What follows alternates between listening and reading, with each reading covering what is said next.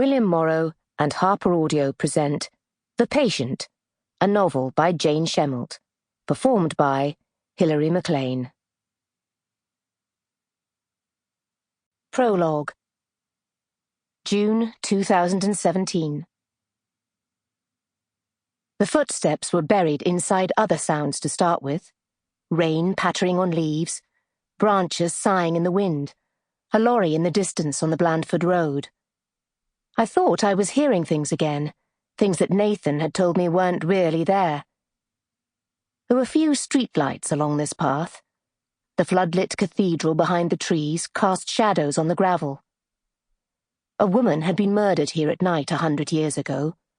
On cloudy nights like this one, walking here felt dangerous.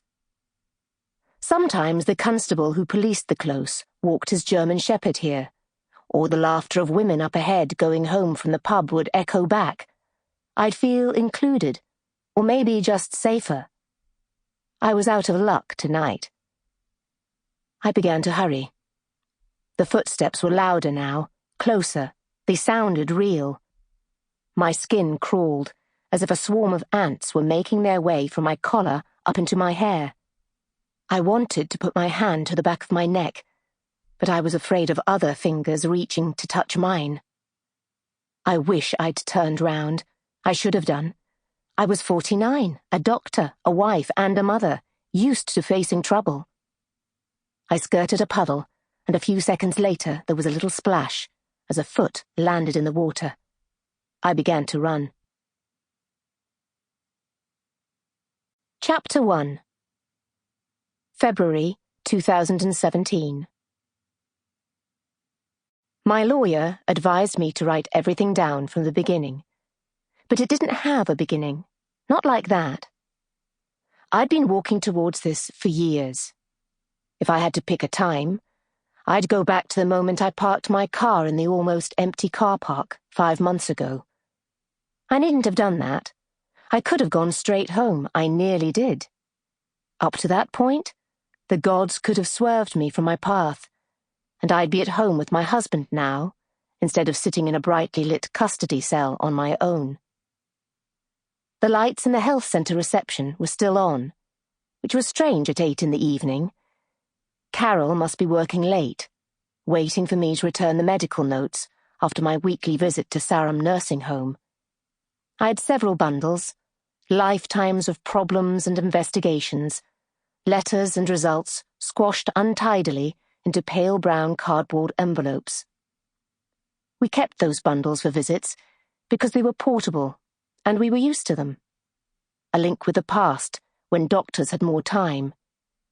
Roger Morris, the senior partner, liked them. The writing itself was a clue for other doctors, he said. A scrawled exclamation mark spoke volumes.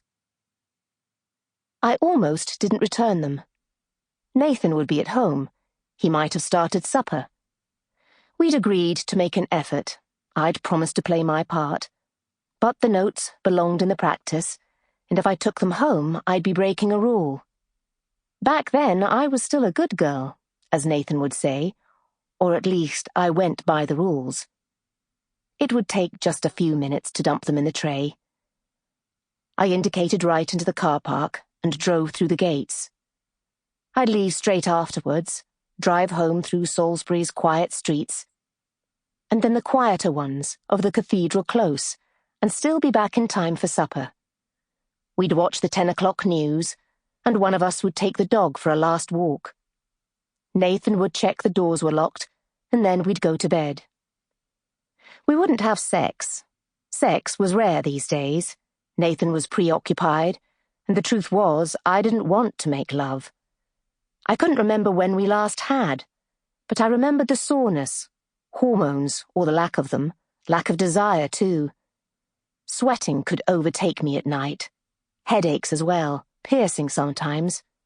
Tiredness, mine and Nathan's.